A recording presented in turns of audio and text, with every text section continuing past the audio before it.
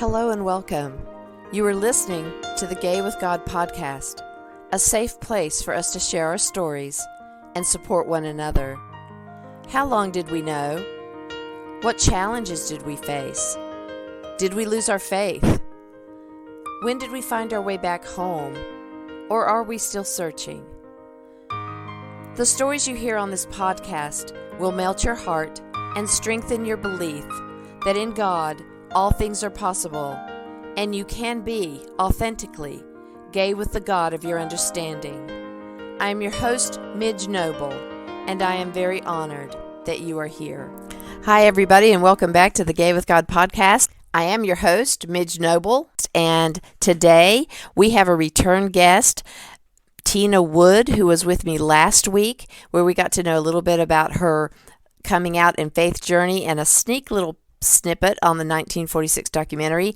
And today we're going deeper with Tina, and we are going to learn even more about her integral part in making this documentary a little bit better than it would have been, because she was able to search for and find a key person in the documentary. So Tina Wood grew up in Knoxville, Tennessee, and went to college at Boston University. In her adopted home state of Rhode Island, she was involved in a successful effort to pass several pieces of pro-LGBTQ state legislation over the years. And she also runs the email list for LGBTQ news from Rhode Island. She has volunteered as a search angel who helps adoptees, birth families, and others who are searching for family and friends over the past several years. In 2018, at the request of Kathy Baldock and Ed Oxford, she was able to find Reverend David Fearon, who had written a series of letters challenging the translation team of the Revised Standard Version of the Bible on their usage of the word homosexual. Reverend Fearon's letters are discussed in the upcoming documentary 1946, The Movie, and Kathy Baldock's upcoming book, Forging a Sacred Weapon: How the Bible Became Anti-Gay. I am so excited to have Tina Wood back in the Gay with God house, and we're going to go deeper with Tina Wood. Why? Because I wanted to. I so wanted to hear more. And if you guys are able to ever see the interview between Kathy Baldock and Reverend Fearon, it is amazing. And you'll see a snippet of Tina talking about her being a search angel and being a part of that whole finding David, which is a critical part, everybody. This is a critical part of the documentary, that Tina could actually find the person that was a seminarian. So I wanted her to have more than the time that she was given, because it was a limited time. It was all about David, and that's the way it should have been. And yet, as I was listening to that, I thought, man, that is just so much juice right there. We've got to get Tina back and go deeper, tell the rest of the story. So that's exactly why she's here. So Tina, thank you so much for being yet again in the Gay with God household. Thank you. Well, thank you. Thank you for having me. Oh, yeah, you are so welcome.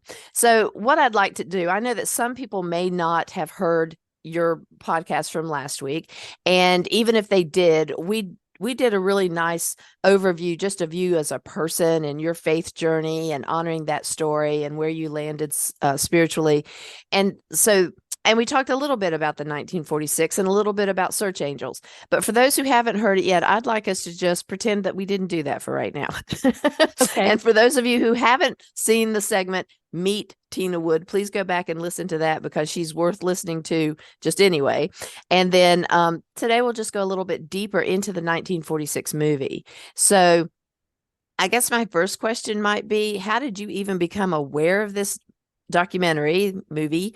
And take us through the journey of how you got involved and how that all worked out in your mind. How did that work out? Well, I guess the first part of that is meeting Kathy Baldock. And we first met on Facebook. We didn't meet in person until years later. And she is wonderful. For those who haven't heard of her work, she is a straight evangelical Christian who took a journey and became not only totally affirming of LGBTQIA people, but an advocate and really a warrior and a rock star advocate. Wow. She is fearless, and she has more energy in her 60s than I've had in 20 years or more. And she's just wonderful, and everybody should look up her work. Her her organization is called Canyon Walker Connections because she likes to hike. She lives in Nevada and hikes all the time. Okay. And her first book is called Walking the Bridgeless Canyon, which I highly recommend. It's long, but it's a good read. Kathy researched all the clobber passages that we're all familiar with, and all kinds of work has, is very convincing that the use of the word homosexual in First Corinthians, whatever those verses are, it's a mistranslation. It's a bad translation. A lot of people have done work on that, but she wanted to find out why did they, well, actually her friend Ed really wanted to find out how did this happen, basically? Why did they choose to do this for the first time ever in a translation? And Ed Oxford, her co-researcher, found out that the archives are housed at Yale University, the archives of the translation team. And the leader of the team, a man named Dr. Luther Weigel. Ed decided he wanted to go and look in these archives to find out if they could find anything, that showed why they did that. And Kathy's like, I'm going with you. I live like 2 hours from Yale and I had not met Kathy yet. So I'm like, I'm going to come meet you. So it all worked out very well in terms of that. We had a lovely time. It was actually the day before they made the big discovery, which was, I should back up. They researched really hard for 2 days.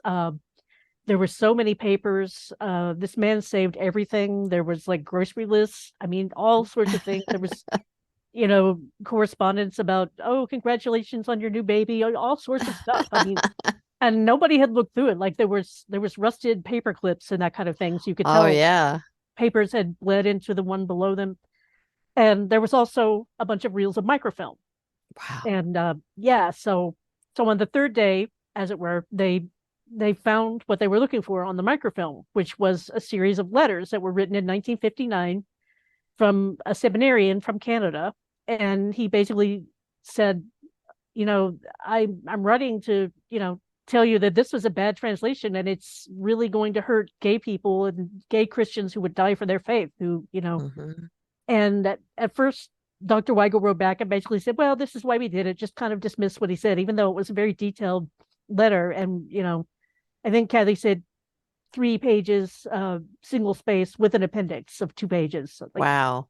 This man was a serious scholar. So there was an exchange back and forth and, he wouldn't back down. And in the third letter back from Dr. Weigel, he said, we're going to put your letters in a file. And next time that we revisit the translation, we're going to take this into consideration because you've made some really good points.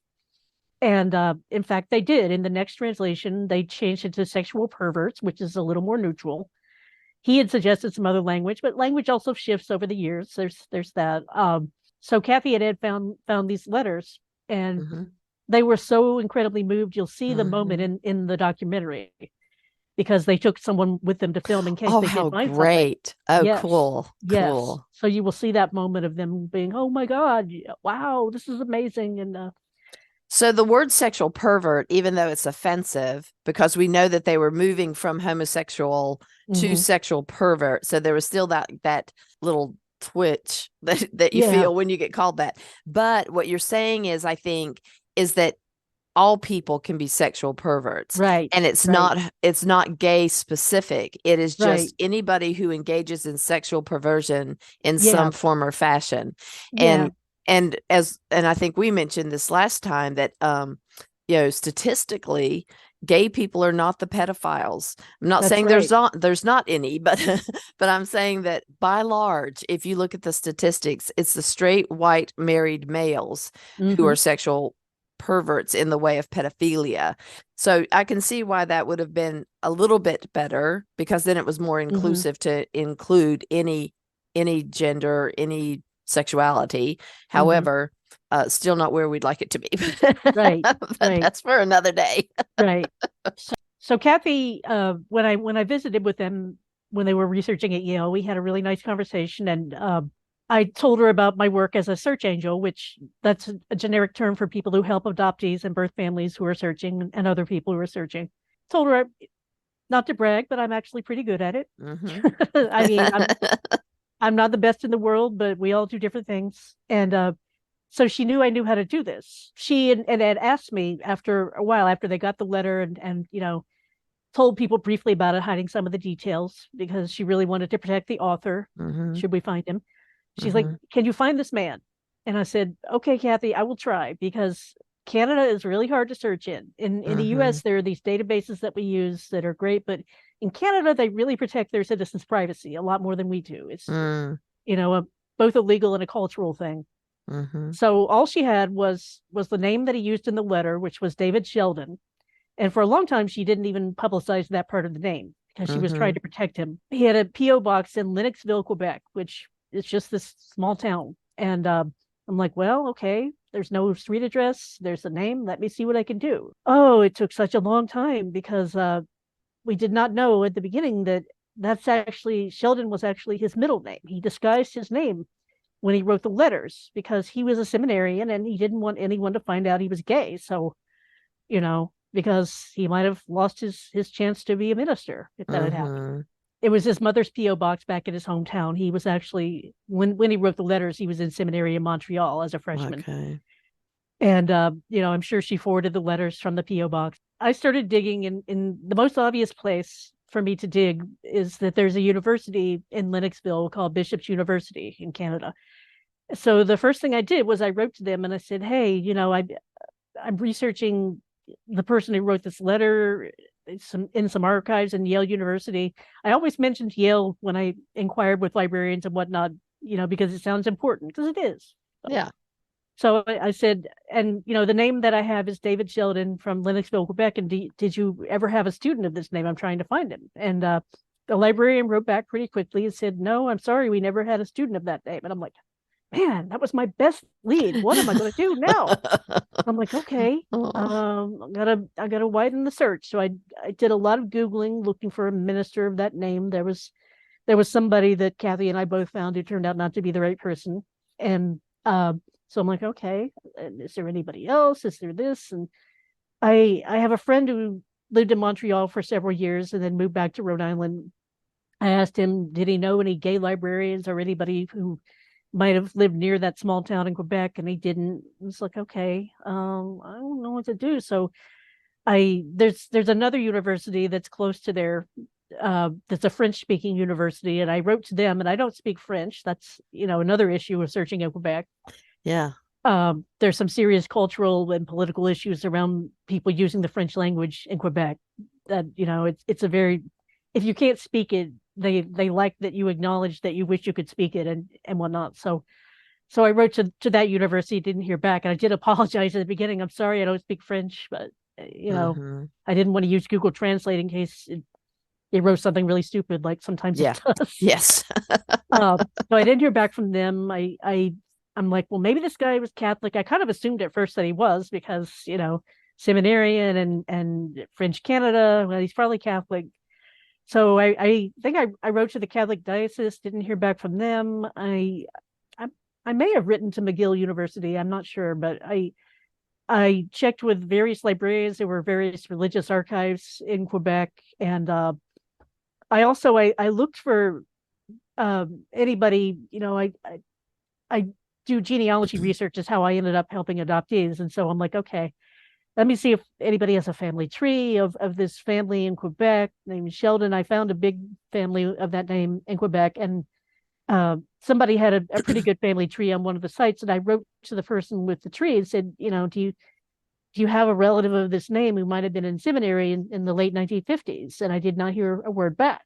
And I'm like, well, maybe they didn't get the email. Or I was kind of thinking, well, if this guy was gay, which Kathy and I both figured he probably was, because who else would be interested in this in the first place, especially during that time period?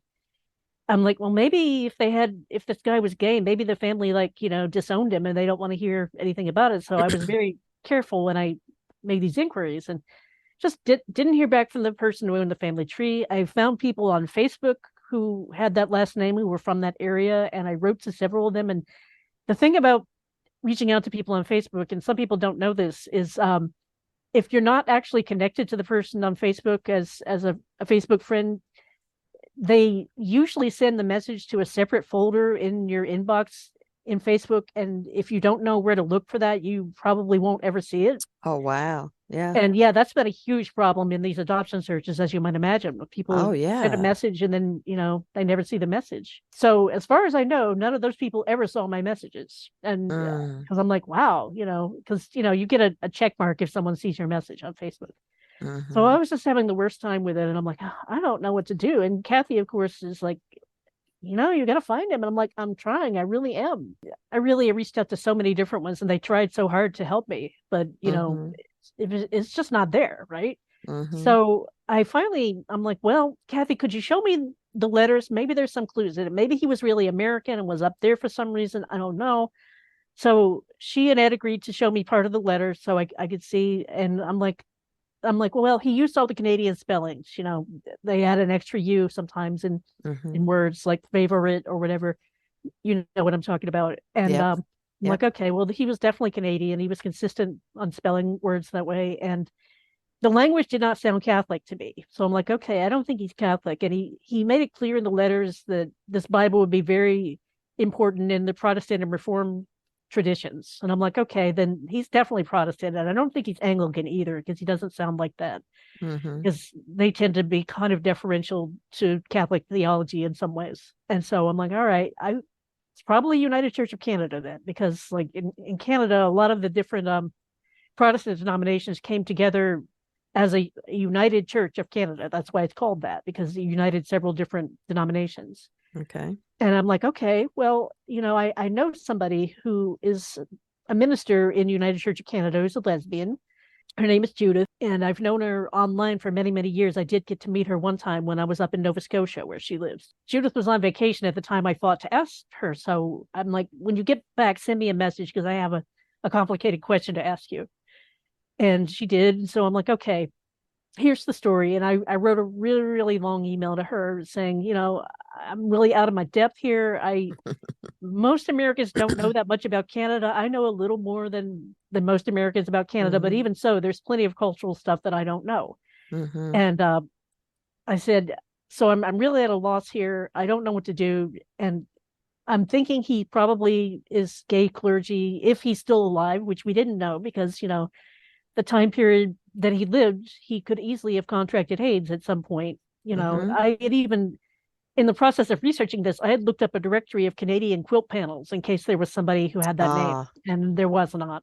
So I'm like, okay. And I'm like, Judith, please help. Is there like a network of gay clergy in the UCC, which is not the same as the UCC in the US, in United Church of Canada?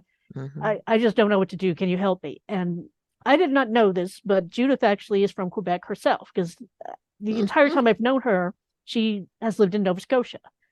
And so it didn't even occur to me that she was from Quebec. And if I had known Mm-hmm. that in the first place, I probably would have gone directly to her, but I just didn't Yeah. know. Yeah. So she wrote me back in bullet points after my long, long email. I reread the email the other night and I was just laughing at it again because I'm like, yeah, I'm so long winded. Here she goes with bullet points, literally. And so I'm like, I had mentioned that same French university that I mentioned a few minutes ago. She said, first of all, forget about that. He wasn't French Canadian, so no, that's not it. But the two main things in her bullet points that struck me was I'm sure that, he would have gone to bishops. That had to be it because, just Lennoxville, it's just too specific otherwise. And she said, and also if he was in the ordination stream, he might have used a fake name. It would have been, wise to do that. When I got that message, because I had kind of been thinking the same thing, maybe he used a fake name. My ex has been doing gay history in Rhode Island, which is where I live, for a while. And during roughly the same time period, there was an organization that started in Rhode Island, and everyone who started the organization had used a fake name. Ah. And the fake names that they used were very close to their real names. If somebody's name was Jane, then they put Jean Ah. and some other last name that sounded like their last name so that they wouldn't forget. Yeah. So I'm like, man, so this guy, he was at Bishop's and he used a fake name. What am I going to do? I'm like, wow. And she's like, if I were you, I would contact the Alumni Association there. I said, okay, well. So I Googled the Alumni Association, and luckily, so luckily, or, sweet serendipity, as the song Uh-huh. goes, they had scanned their yearbooks. And I'm like, okay, well, I guess what I'm going to do is go through these yearbooks and look for anybody that Kathy always laughs at me when I say this that sounds gay. Like there was somebody who was like into musical theater stuff, had, Mm-hmm. in his list of activities, he directed the drama or whatever. And I'm like, Mm-hmm. I bet this guy is gay. Now, I researched that guy, and he is, Oh, but wow. he's not our guy. But I was right though, right? So Ding. yeah, so I went through and making notes. This person appears to study theology, whatever, and turning virtual pages, making notes on people to research later, such as that Mm-hmm. guy. Mm-hmm. And then I turn the virtual page and I see someone named David Sheldon Fearon. And I was like, Oh oh my my God. God. And I was just like, oh That my just God. gave me chills. It was like that. I couldn't believe it, because you know how when you think you see something and you're not sure if you just saw that? Uh-huh. And I'm like, did I just see what I think I just saw? I did. Oh my Oh God. gosh. So I immediately started researching this man, and I'm like, yes, this fits. He's a United Church minister. Yes, this fits. This fits. This fits. And then I'm like, okay, I've got to find him. And I found him on Facebook, and he and I had a mutual Facebook friend. And I'm like, yes, this has to be it. This has to be it. Because the mutual Facebook friend is another gay person who's interested in religious inclusion. Although it turned out that's not actually why they knew each other, but I'm like, it has to be, it has to be, it has to be. And I'm like, oh wow, oh wow. Now normally I'm a night owl. We're recording this in the morning, and long Yeah. story about that. But I've been up all night looking at this because that's what I do. And Mhm. I sent Kathy an email right before I went to bed. I said, okay, Kathy, I'm pretty sure this is it. I'm not 100%, but I'm pretty sure, and this is why. And I told the whole story of reaching out to Judith and this, that, and the other. And she was like, you know what? I think you're right. I think this is the guy. And so she emailed me and said, yep, I'm going to wait, until it's time, because it was way early. She gets up early, and, Mhm. and I'm going to call him when it's an okay hour to call. And she did. And he answered the phone, and she's like, hi, I'm Kathy Baldock, and I live in Nevada, and I've been doing this research on, the RSV translation. And she's like, and we found this letter, and it was signed David Sheldon, and I'm wondering if you're the person who wrote the letter. And he's, this was like 60 years later, and he's like, why, yes, I am. Wow. And yeah, I mean, and apparently he had, like, pretty much just forgotten about it. I mean, not completely, but you move on with your life. It had been that long, Mhm. right? Mhm. And Mhm. but of course it all came to him in a flash when she asked that question. And he didn't even have Yeah. copies of the letter. I mean, he had, of course not. It's Yeah. been 60 years almost. So Mhm. yeah, that's how that happened. And Which so how long from the time that Kathy said, "Can you find him?" mhm. to the time that you found him? How long did you search in all the different and how long did it take? It took me nearly a year. Now, it wasn't like I was doing Wow. it wasn't like I was doing it nonstop, because I was running out of ideas. I was like, well, Uh-huh. I can try this. I was hoping some of those people I wrote to named Sheldon would get back to Yeah. me. They never did. And I mean, Yeah. I even followed one on Facebook who calls himself Beer Drinking Nick, and you would think somebody call himself Beer Drinking Nick would be, more open to reading a message from someone, but he did not. So okay. He's But drinking. yeah, I He's guess not so. reading. He's I guess drinking. so. But like he had his Facebook was open for anyone to comment on. So I had posted a comment, hey, I sent you a message, and they didn't Mhm. see it though. But I'm like, Mhm. okay, well. So yeah, I was running out of ideas, and I was even thinking, well, maybe I have to go up there, but I'm like, I don't speak French. How am I going to do this? That's right. Do I Yeah. need to hire a professional genealogist? But how in the world would they do it? I don't know. So Yeah. I'm trying. I'm living my life in the meantime, just doing whatever. Yeah. Yeah. You know, but yeah, it took that long, almost a year, because it Wow. was it was August, and they had done the research in the previous September. So yeah, it took a long time. And so so once Kathy had that part of the story, she started including it in her presentations. Mm. And she's done several. There's one that is on YouTube that's in two parts. I sent you the link before, Mhm. and maybe you can Mhm. post it in Very the show good. notes. Okay. And that ends up being like a total of 7 hours long, because that goes into deep detail. And that one on YouTube, she recorded right after I found him, and right after she Ah. had spoken to him, so it's fresh. Uh-huh. And yeah, but she's mentioned several other. But how the documentary comes in, Rocky, the documentary, Rocky Roggio is her name. Sharon is her real name, but she went by, or still goes by, Rocky. But but now it's listed everywhere as Sharon Rocky Roggio.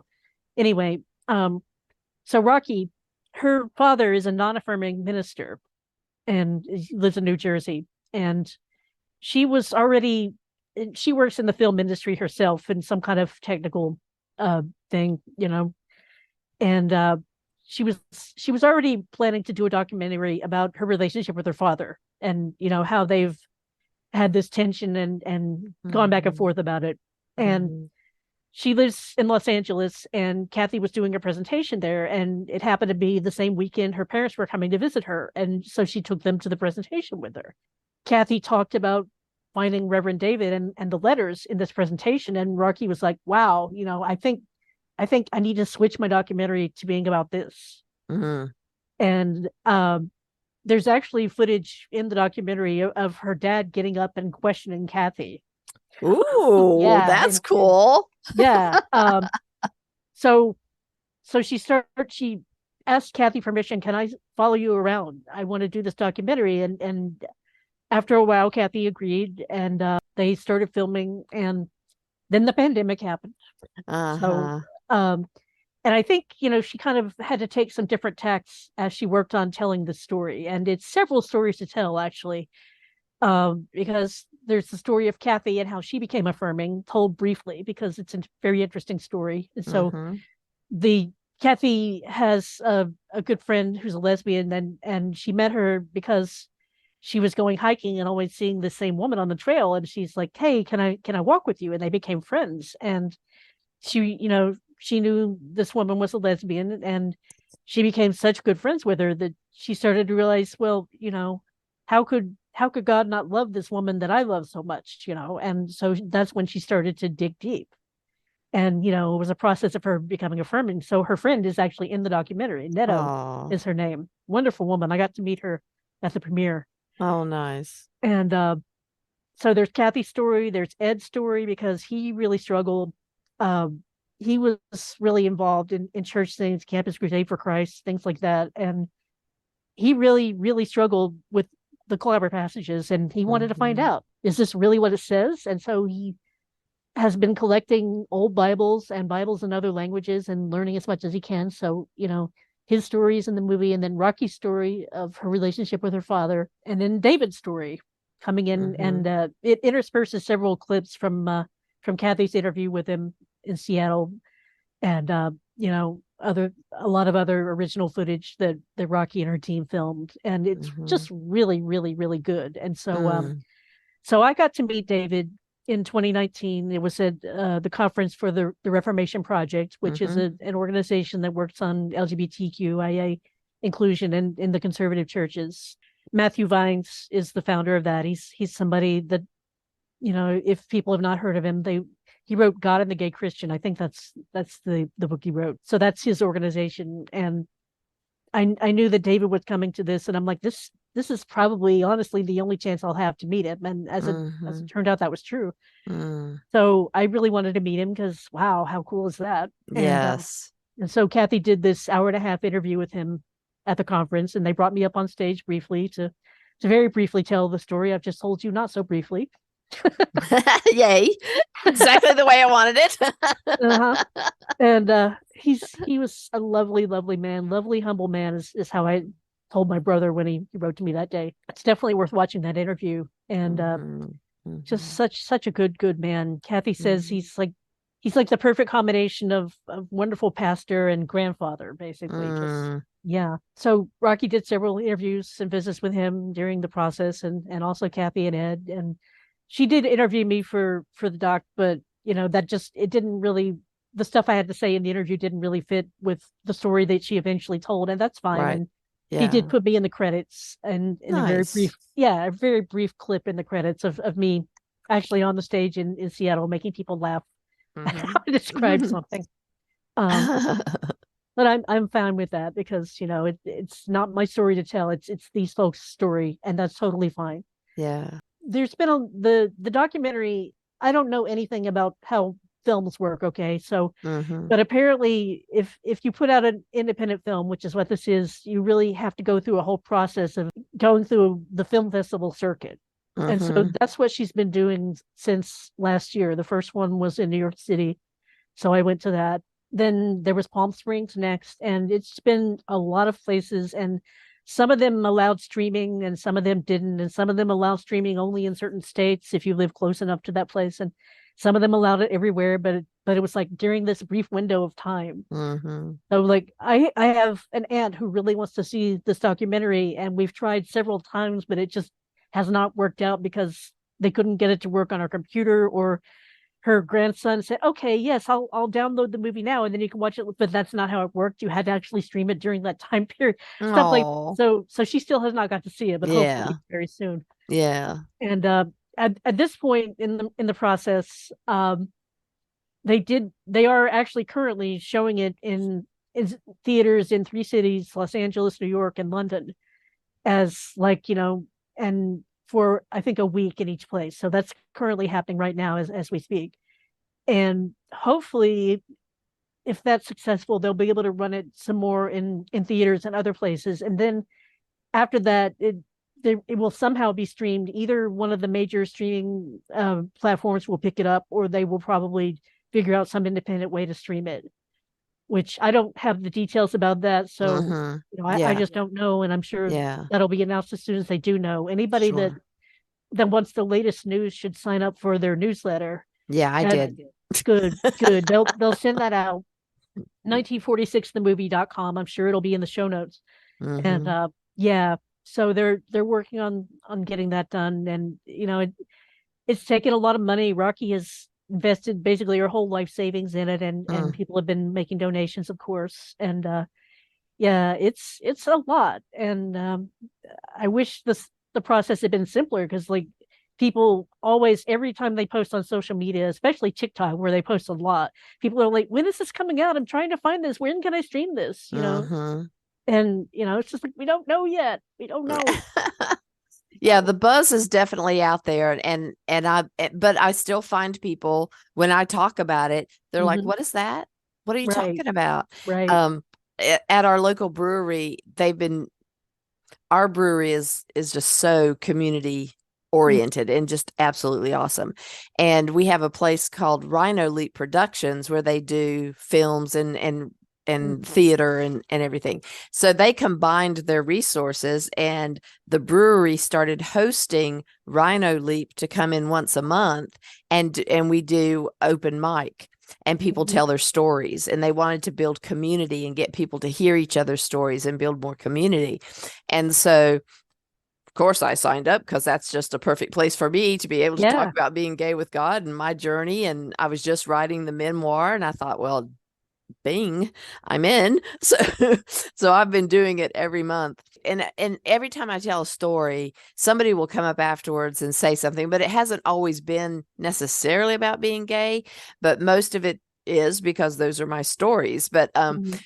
and somebody will come up and say, I really appreciated that. I never thought about it that way or whatever. But last night was the last night for the year, and three people came up to me afterwards, and I did a lot more about this is who I am. This is how I Mhm. felt all the way through growing up. And that if you're looking to see or thinking about, can I be gay with the God of my understanding? Hell yes, you can. And everybody they just exploded.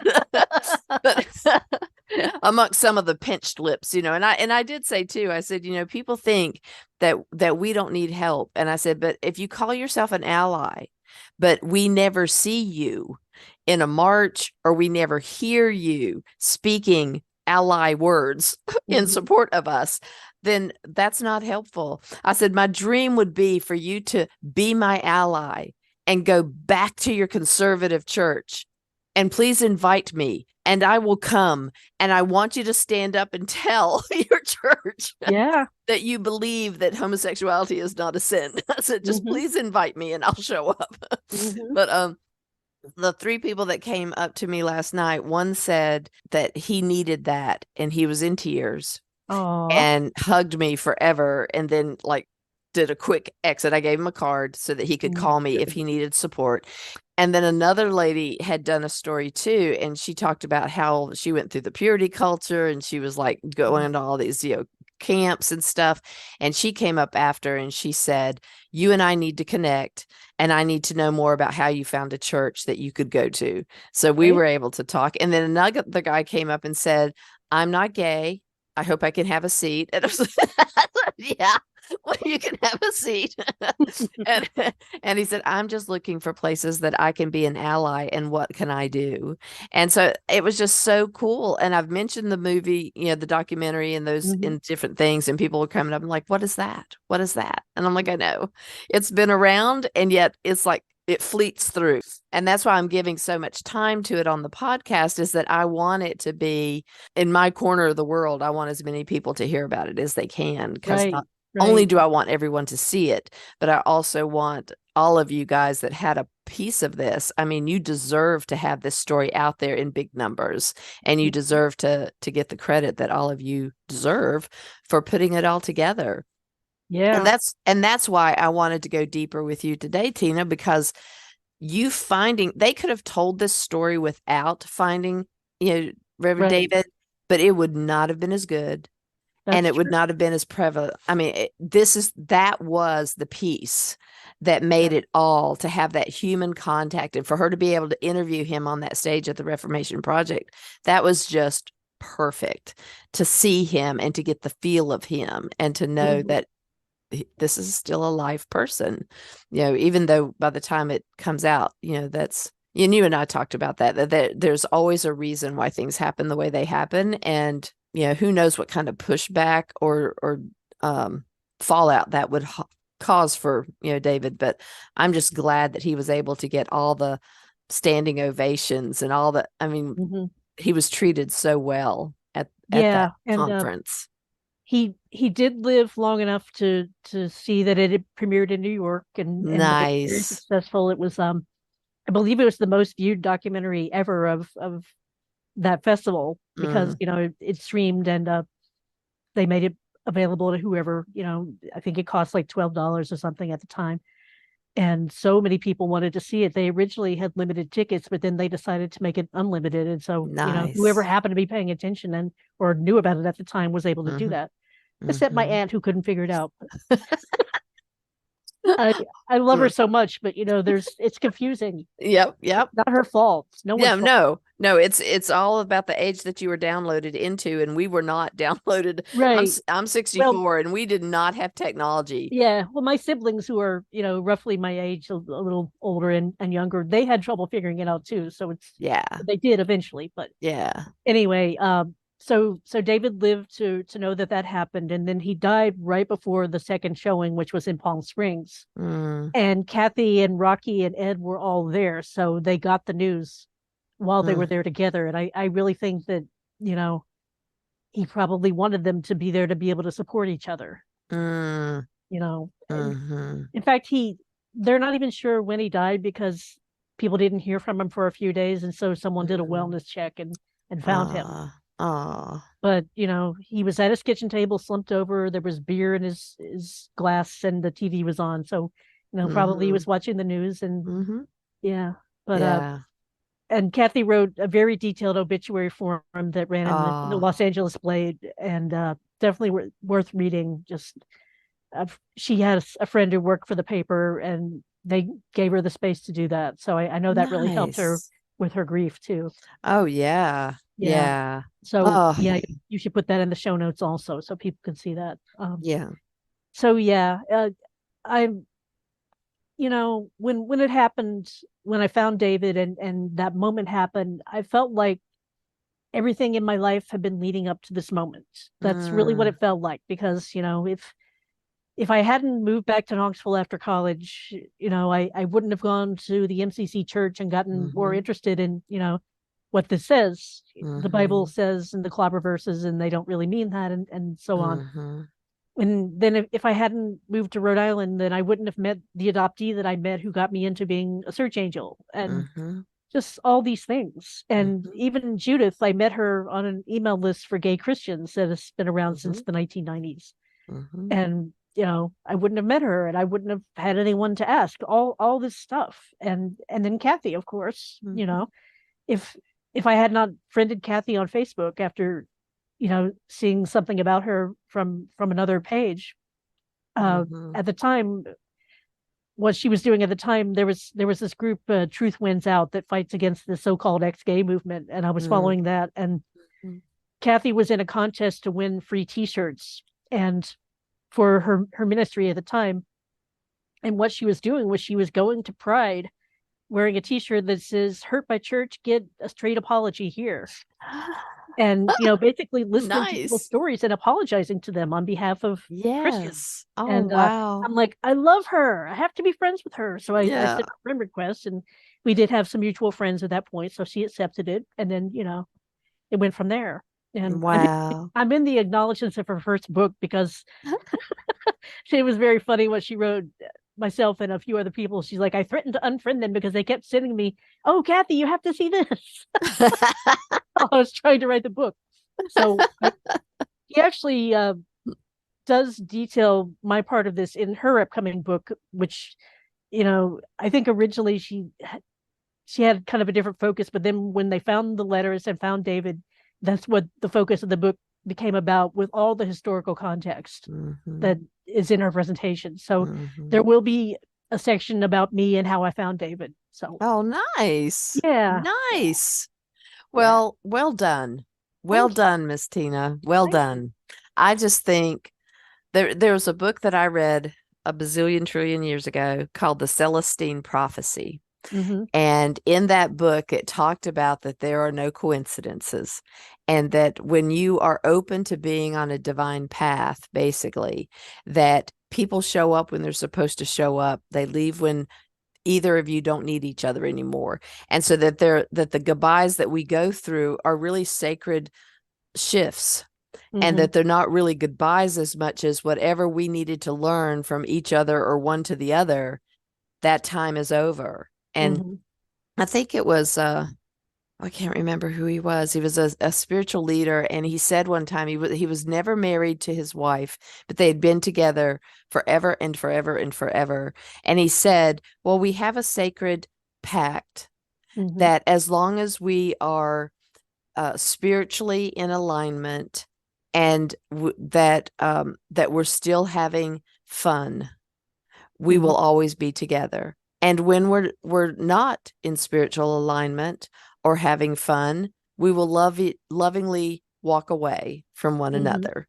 And Mm-hmm. that was how they contracted their non-marriage, was that we are spiritually aligned and we're having fun and we care about each other. And until that changes, we're sticking together.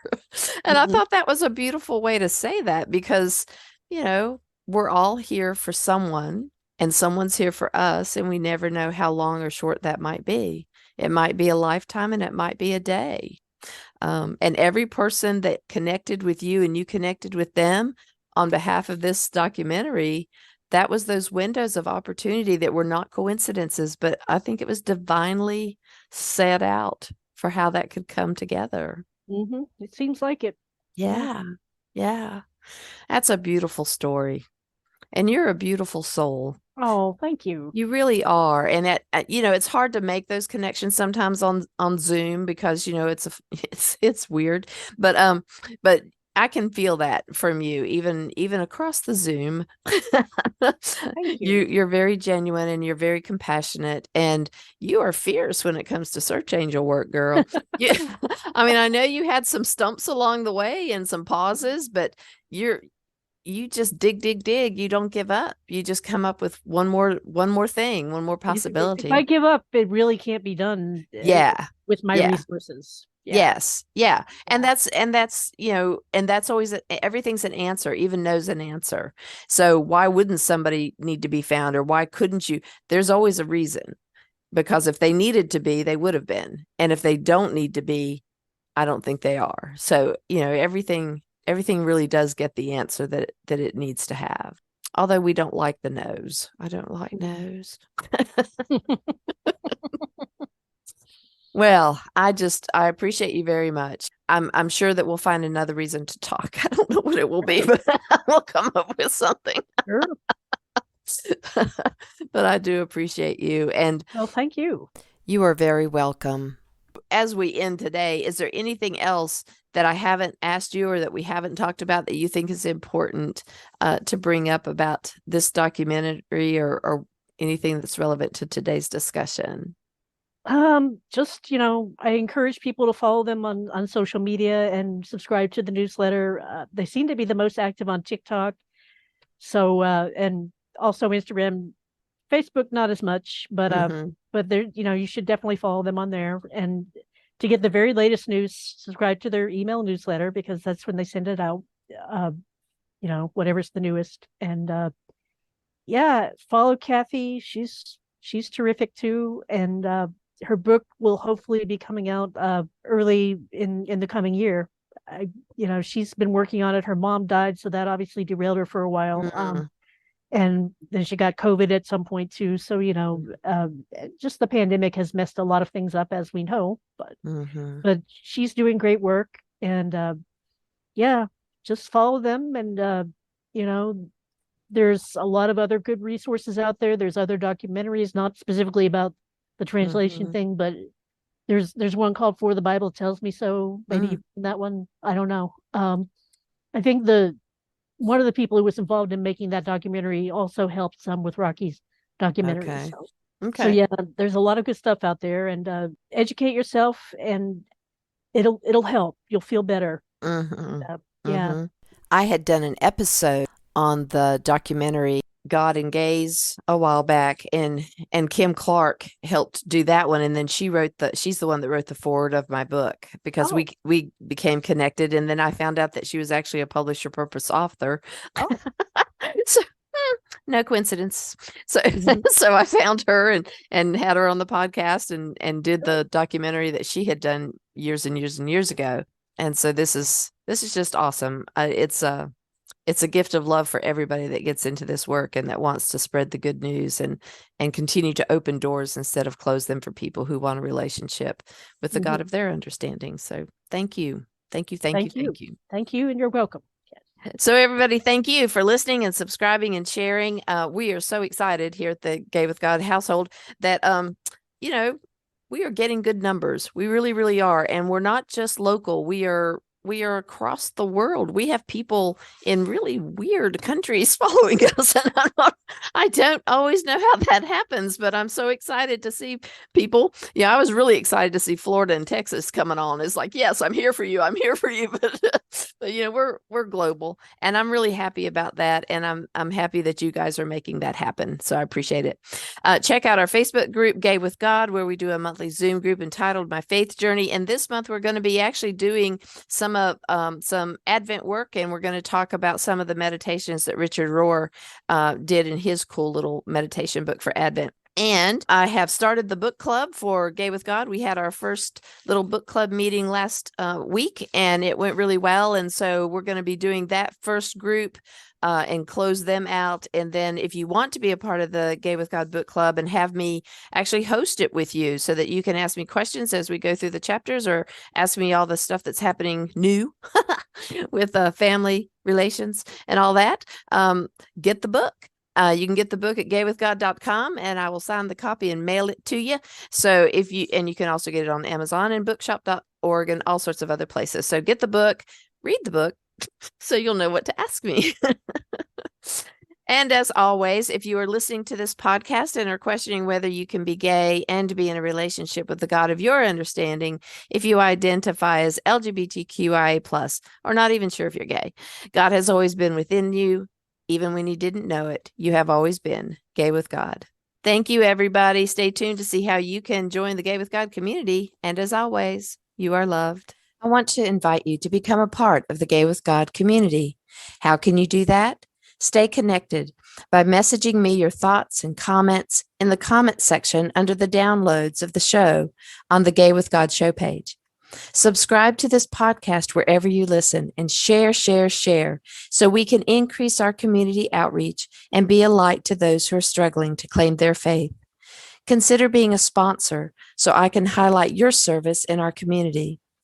We are all worthy of respect and a relationship with the God of our understanding. I want to thank you in advance for supporting this podcast. Together, we as a community will keep this show visible and our community stronger. Deep gratitude to my friend Tim McClendon of Tim McClendon Music for allowing me to use an excerpt from Interlude 4, a song found on his CD entitled Sundance.